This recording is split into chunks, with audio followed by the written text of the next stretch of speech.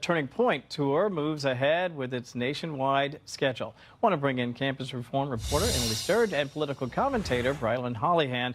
Emily, let me begin with you. I want to share this. This is the president talking about political violence. And on the one hand, we want to celebrate people like Erica and the great many young voices like yours who are really trying to coalesce behind what's been a very, very powerful moment and a great message. On the other hand, to contrast, we're all dealing with the fallout from political violence. I want to get your reaction to the president talking about that just yesterday. We're looking at the funders of a lot of these groups, and you know, when you see the signs, and they're all beautiful signs made professionally, these aren't your protesters that make the sign in their basement late in the evening because they really believe it. These are anarchists and agitators, professional anarchists and agitators.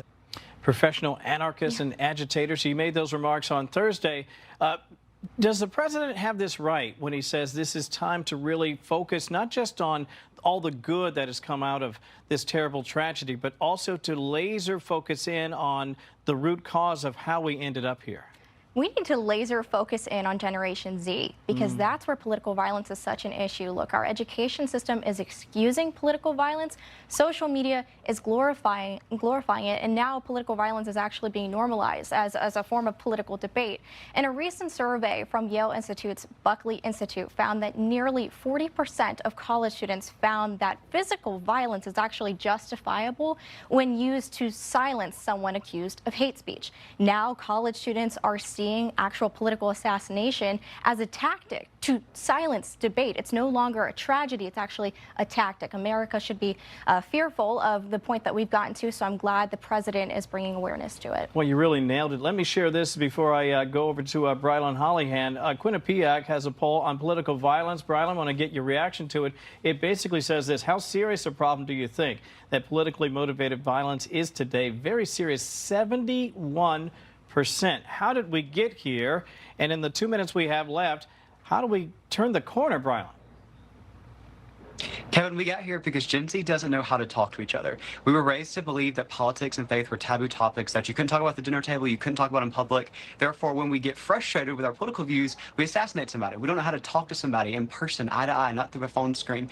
Well, we don't have to live like this, Kevin, is what I want to be really clear. It was just a few weeks ago that horrible shooting happened at the church in Minneapolis. It was 2 weeks ago that the horrible stabbing happened in the light rail train in North Carolina.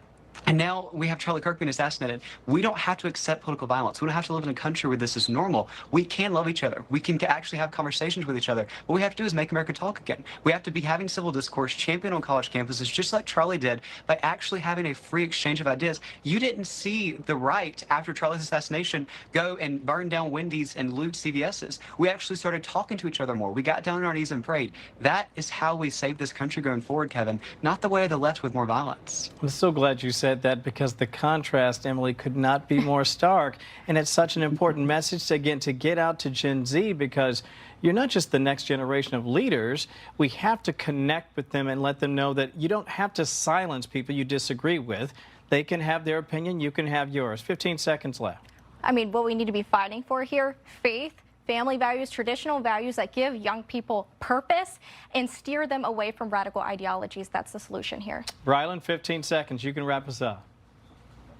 We are on college campuses all across this country. I kicked off my first campus speech last week at the University of Arkansas. A line of students outside at a packed auditorium that we couldn't even fit everybody in. Young people are off the sidelines, more energized than even they were in the 24 election. That's Charlie's legacy right there. It's pretty cool to see. Yeah, it's pretty amazing to see, quite frankly. And again, what's really, I think, most encouraging is this idea of seeing so many young people come together and say, it's okay to have discourse. It's okay to have a conversation. I don't have to have you thrown off campus. I don't have to call in a bomb threat to silence you. We can talk, we can agree to disagree, and that's okay too. Great to see you both. Brilyn Hollyhand, I know you've been traveling a lot, my friend. Continued success as you continue to travel around the country. And Emily Sturge, thank you as well. We appreciate you both.